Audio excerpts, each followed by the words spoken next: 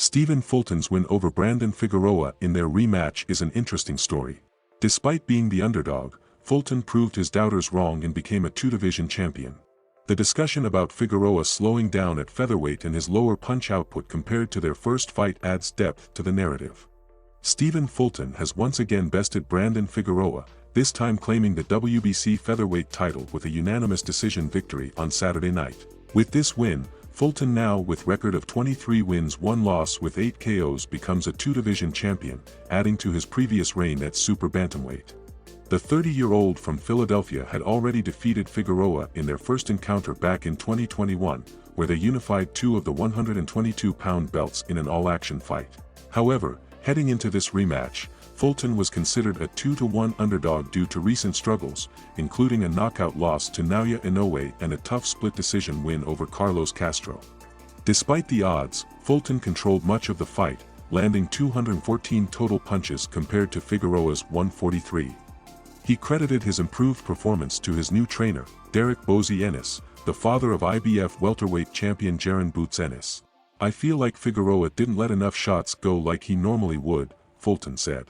"I think he slowed down in this division. His punch output was down from our first fight. I capitalized off that, used my jab, and listened to my corner. His power wasn't any different from the first fight."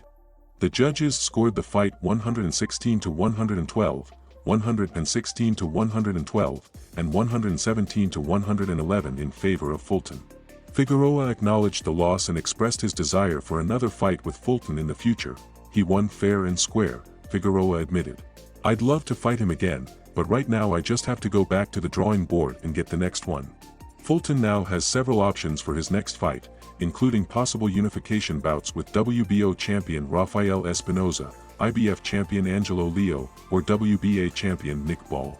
Another possibility is a title defense against WBC #1 contender Bruce Carrington, who was in attendance. However, one intriguing possibility is a rematch with Japan's Naoya Inoue. Fulton suffered a dominant loss to Inoue in July 2023 when he moved to Japan to defend his WBC and WBO super bantamweight titles. Now that Fulton is back as a world champion at featherweight, a rematch could be an option, especially if Inoue decides to move up in weight. For now, Fulton is taking time to enjoy his victory. "I'm just gonna live in the moment," he said. "Then we'll weigh our options." With his victory over Figueroa, Stephen Fulton has re-established himself as a world champion and a force in the featherweight division.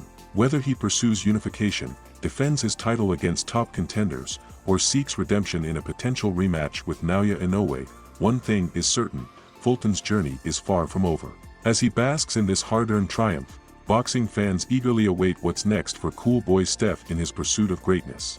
What do you think? With Stephen Fulton back as a world champion, should he focus on unifying the featherweight division or chase a redemption rematch against Naoya Inoue? Comment your opinion and don't forget to like and subscribe for more boxing news and updates. Thank you.